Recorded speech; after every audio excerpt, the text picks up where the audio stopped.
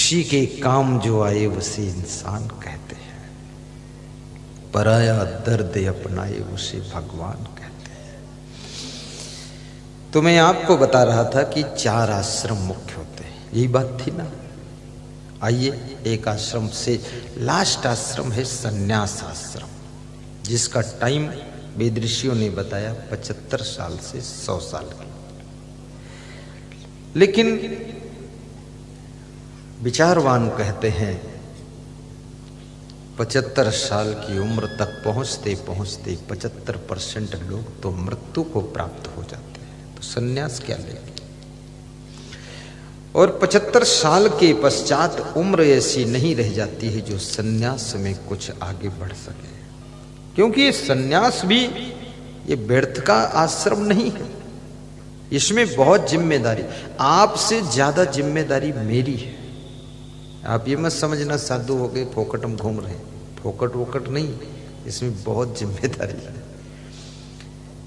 कि यदि कोई नर नारी हमारे देश के अंदर या विश्व के अंदर भटक रहा है, गलत रास्ते पर जा रहा है, तो उसमें न कहीं हमारी भी 1% गलती है कि हम इतना सुस्त क्यों हैं, इतना ढीले क्यों हैं, हम मेहनत करके सत्संग क्यों नहीं किए। वहां तक भी सत्संग पहुंचना चाहिए ताकि हमारे देश के कोई नर नारी बिगड़ने ना पाए, जिम्मेदारी है। और ये सत्संग क्यों करने आए हो? सिर्फ इसीलिए कि पुत्र अपने पुत्र धर्म को भूले ना, लाड़ी अपने बहु धर्म को भूले ना, माता पिता भी अपना धर्म भूल ना जाए। सबको अपना अपना धर्म याद दिलाने की जिम्मेदारी संत की है। संत का काम इतना ही नहीं खाली भोजन भंडारा करे बस। हाँ, सानंदम सदनम सुधा सुधिया कांता प्रिया लापनी, इच्छा पूर्ति धनम सोयोषित रति स्वाज्ञा परा सेवका, आतिथ्यम प्रतिदिनम शिव पूजनम मिष्ठान्न पानम गृहे, साधु संगम उपासते चा सततम धन्यो गृहस्थाश्रम। मैंने चाणक्य का नाम प्रारंभ में लिया था, वहां से प्रवचन पढ़ा था कि चाणक्य से प्रश्न पूछा गया कि गृहस्थ आश्रम में जो लोग रहते हैं तो वो कौन सा गृहस्थ है, वो कौन सा घर है जिस गृहस्थ को धन्य कहा जा सकता है। अर्थात गृहस्थाश्रम धन्य कैसे हो सकता है।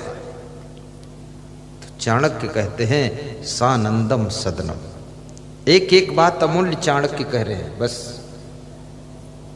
ध्यान से सुनना, और याद ना रहे तो फिर मोबाइल में सुनना, पेन ड्राइव में ले लेना, प्रवचन के पेन ड्राइव, मेमोरी कार्ड, प्रवचन की किताबें ले लेना, वहां कहीं दुकान खुली होगी, उसको पढ़ना, याद करना। शानंदम सदनम, जिसके घर में सदैव आनंद रहता है वह गृहस्थाश्रम धन्य है।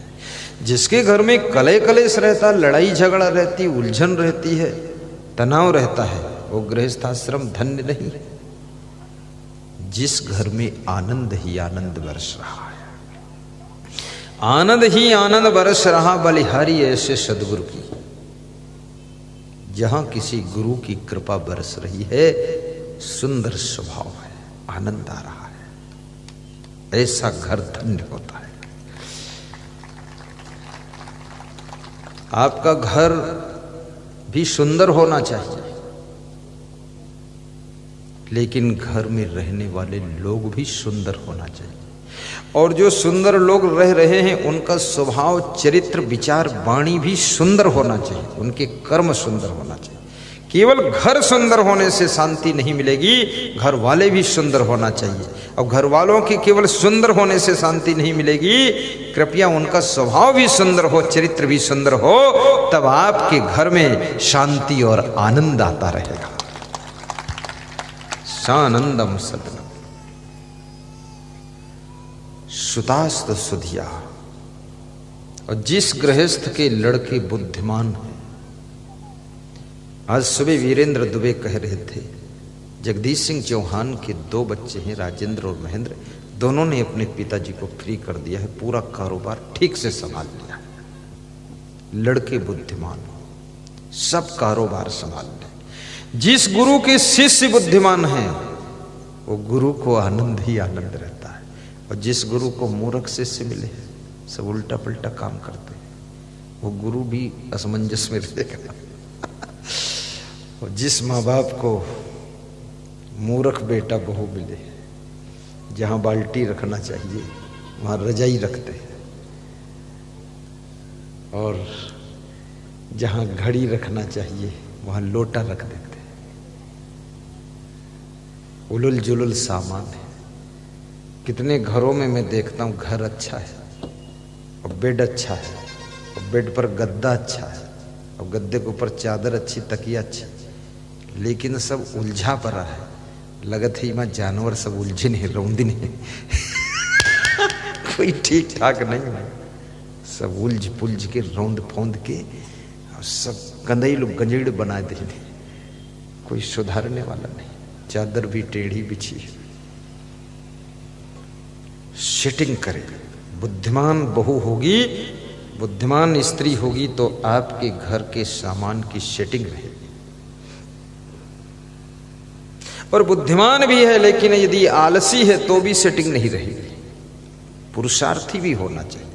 कितने लोग बुद्धिमान बहुत है पर आलसी इतना है कुछ करना ही नहीं चाहता है, बस बैठा रहता माटी का धोंधा।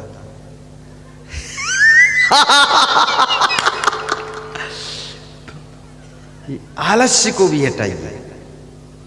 और याद रखना, यदि अंदर अभिमान है